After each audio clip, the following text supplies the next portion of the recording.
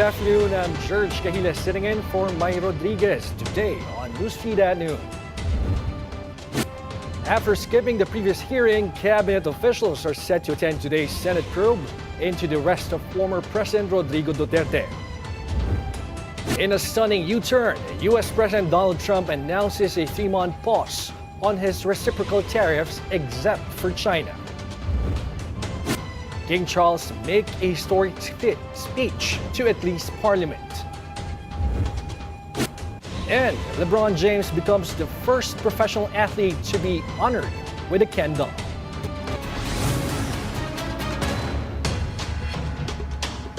All eyes once again on the Senate, which is set to resume today its probe into the arrest of former President Rodrigo Duterte.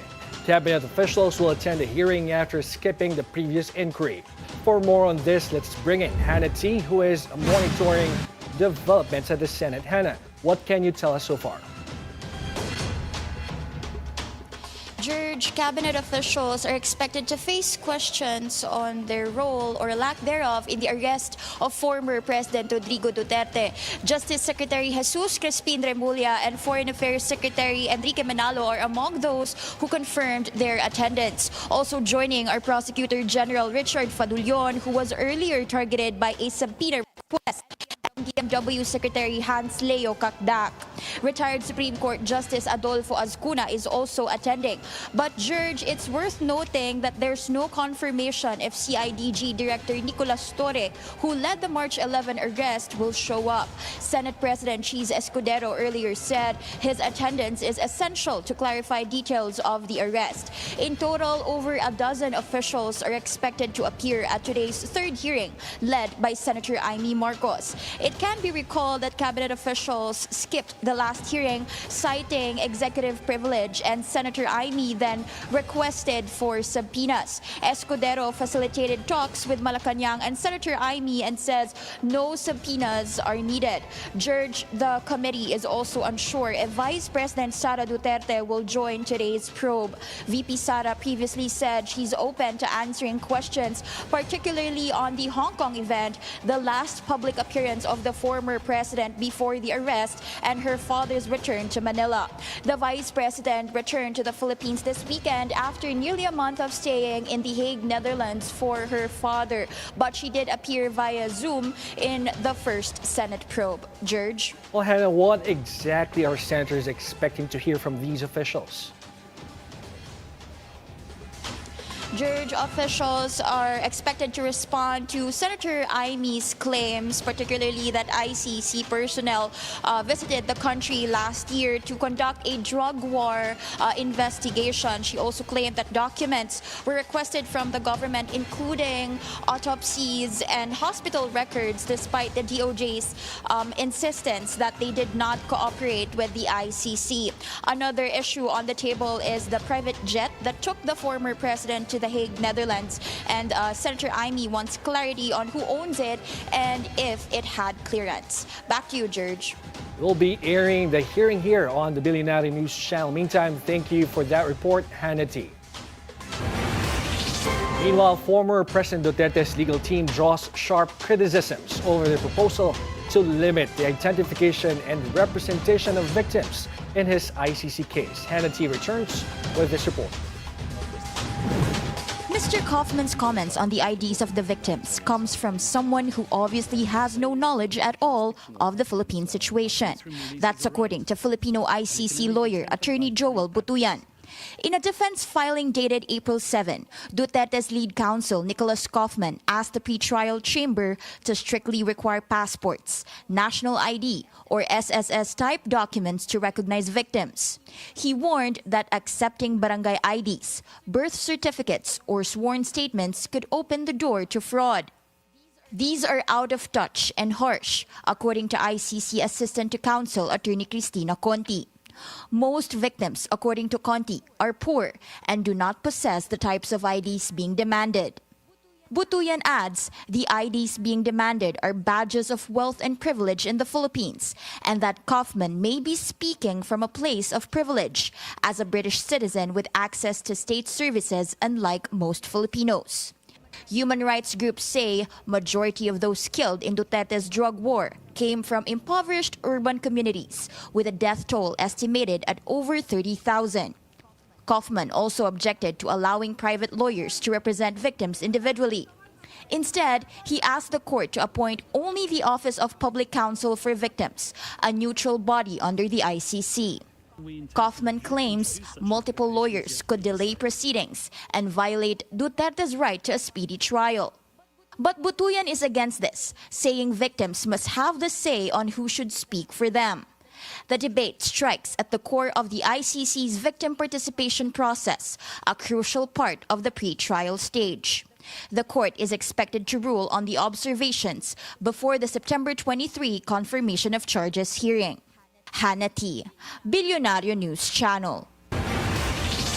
COMELEC has established a centralized system to resolve technical issues on Election Day. Joash Malimban joins us on the line from COMELEC headquarters in Manila for details. Joash, go ahead. Gerg, the Commission on Elections conducted a walkthrough at the National Technical Support Center located at the Parañaque Integrated Terminal Exchange today. For the first time in CATX, the NTSC will serve as the COMELEC's call center to resolve technical issues. This includes a Level 1 to Level 3 assistance mechanism, which will be manned by more than 900 personnel until the end of the canvassing period. This is in addition to the technical staff who will be deployed in every school and designated precinct on Election Day. According to COMELEC spokesperson John Rex Taudianco, the Commission typically receives around 30,000 calls during the election period.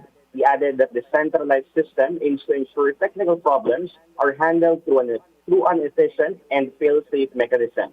Besides technical issues in the Philippines, the NTSC will also be equipped to receive calls regarding online voting. It will serve as the final technical support for issues that cannot be addressed by designated staff in our embassies.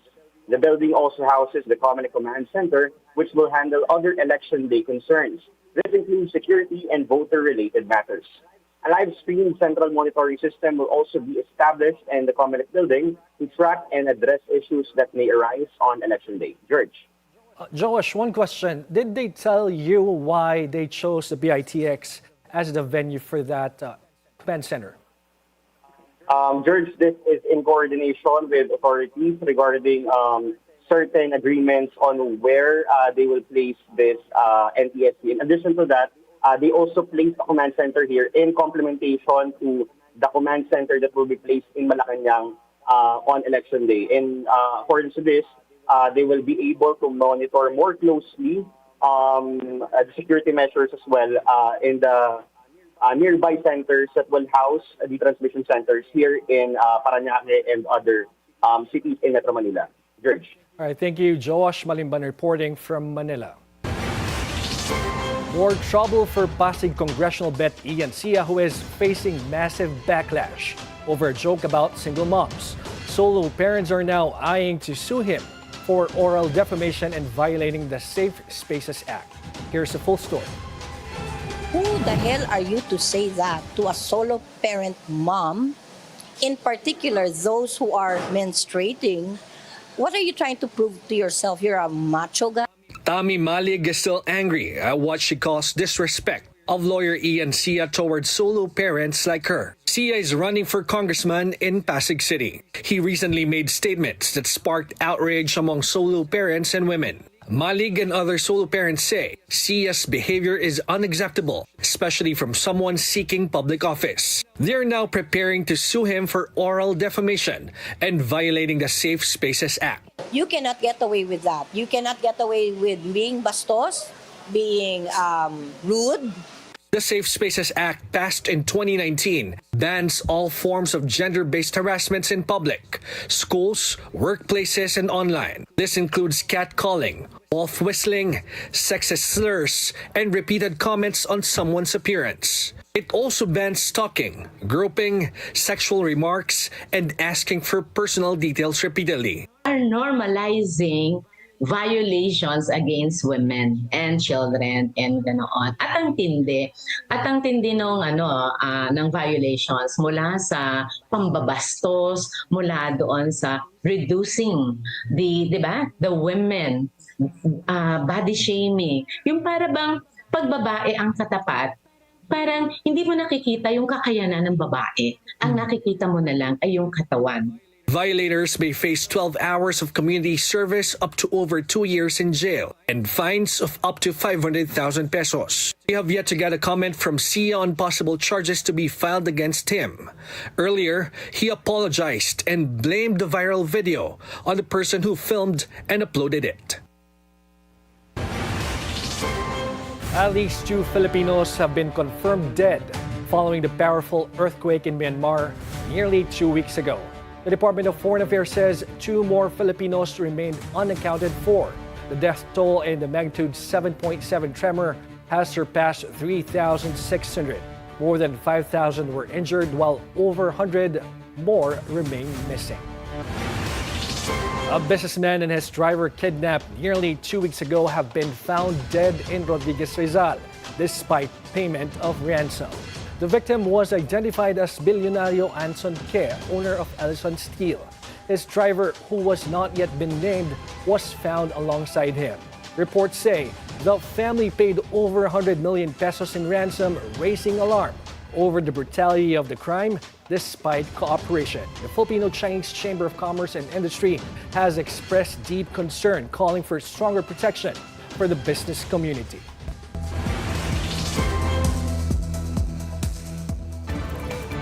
U.S. President Donald Trump halting his reciprocal tariffs for 90 days. Trump says this will give America's trading partners room to negotiate. But the pause does not include China, as the U.S. president even hiked the tariffs on Chinese goods to 125%.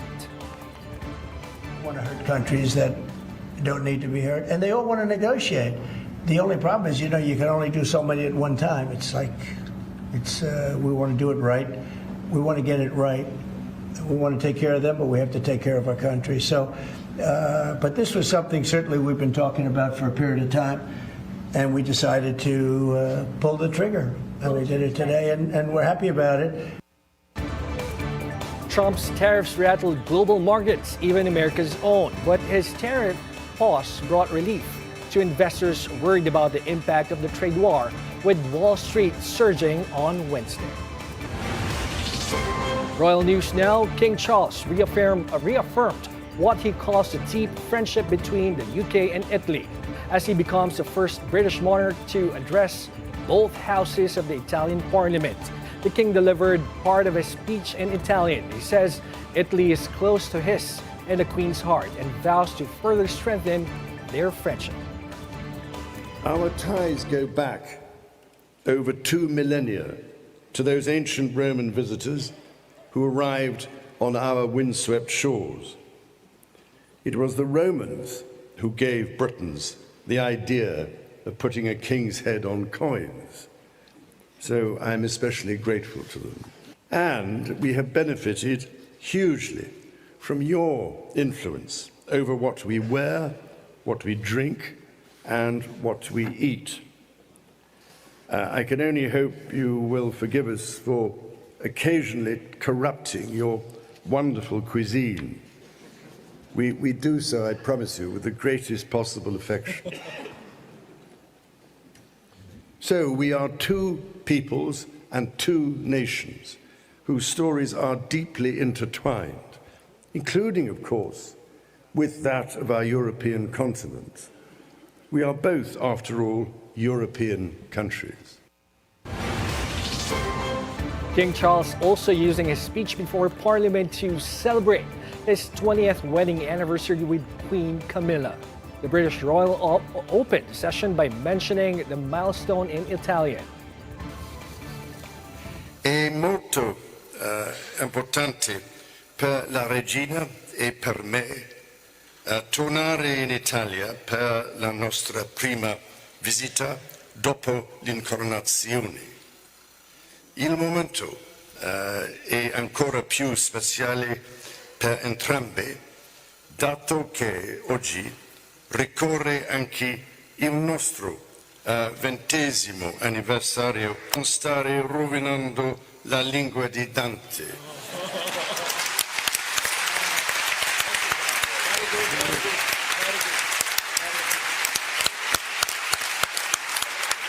Così tanto da non essere più invitato in Italia.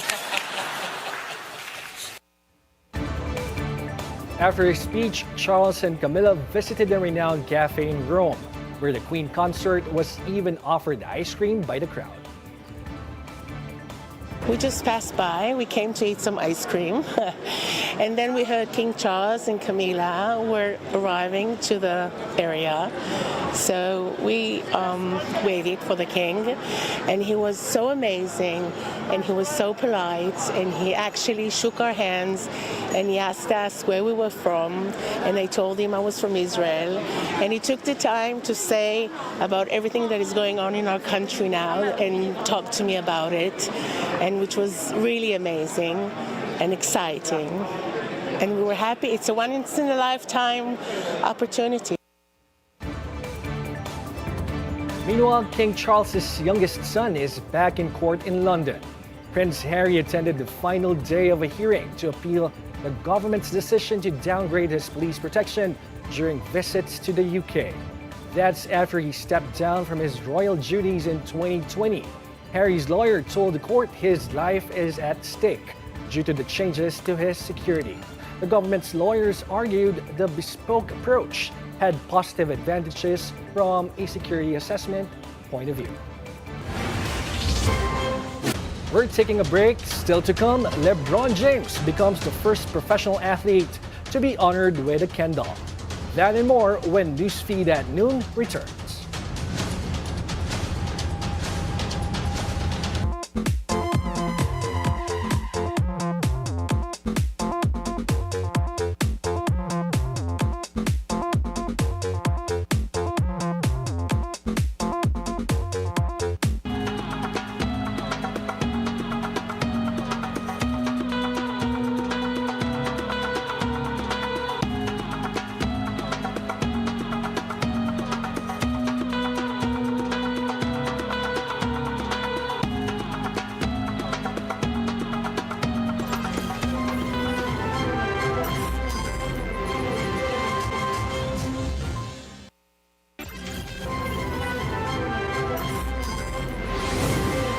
Welcome back to Newsfeed at Noon. Some sports updates now. Bark and bite from the NU Lady Bulldogs as they bounce back from its second loss of the season in the UAAP. The Lady Bulldogs crushed the UL Lady Warriors Wednesday with Bella Belen leading the champs with 16 points. NU improved to 10 wins and 2 losses, while victory remains elusive for UE after losing 10 in a row. In the first game, the FEU Lady Tamaraws edged out the Ateneo Blue Eagles in 4 sets. Faida Bacangel led the Lady Tams with 9 points, while player of the game Sheeny Tagawad added 12 plus 13 excellent receptions. FEU is still in the race to the Final Four at 8-4, while Ateneo's semis hopes are dashed at 4-8. A throwback showdown between the San Miguel Beermen and Meralco Bolts as the PBA celebrates its 50th anniversary. The Beermen and the Bolts rocked retro threads in their game Wednesday at the Rizal Memorial Coliseum. San Miguel ran away with a victory 110-98. The Kraken, Junmar Fajardo, was named best player of the game with a double-double of 28 points and 10 rebounds. SMB has won back-to-back games in the Philippine Cup. In the first game, the Magnolia Chicken Timplados Hot Shots disconnect the Converge Fiber Exers 83-81. Best player of the game, Ian Sangalang, had an all-around effort with 18 points, 9 rebounds, and 4 assists. Zave Lucero likewise scored 18, and Magnolia improves to 2-0. On to a big win for female soccer players. The LA 2028 Olympics will feature an increase in women's soccer teams from 12 to 16. The men's competition, however, will be downsized from 16 to a dozen teams. The International Olympic Committee says the change is due to a rapidly growing popularity of women's team sports. We've seen the competitiveness of the women's game, not only at the elite level, but even to qualify for Women's World Cups and Women's Olympic tournaments. We see some of the teams that didn't make it to Paris in the Olympic tournament, so it's hugely competitive incredible growth in popularity. We see the crowds watching, the media coverage, the broadcast numbers around the world. So there's no better place for us to make this move than in the US, and it really symbolizes, I think, the progress in women's sport around the world, and something to be really excited about. The landmark progress was made at a board meeting co-chaired by IOC President-elect Kirsty Coventry. She's the IOC's first female leader in its 131-year history. In a move that's probably too late, the NBA rescinds the technical foul that got Luka Doncic ejected in the LA Lakers game against the Oklahoma City Thunder. The NBA says the decision came after a league office review. Doncic was defending himself during a fan interaction in the fourth quarter when a referee thought that his ire was directed at him. The Thunder went on to win 136-120. Meantime, Doncic returned to Dallas for the first time since being traded for former Lakers star center Anthony Davis.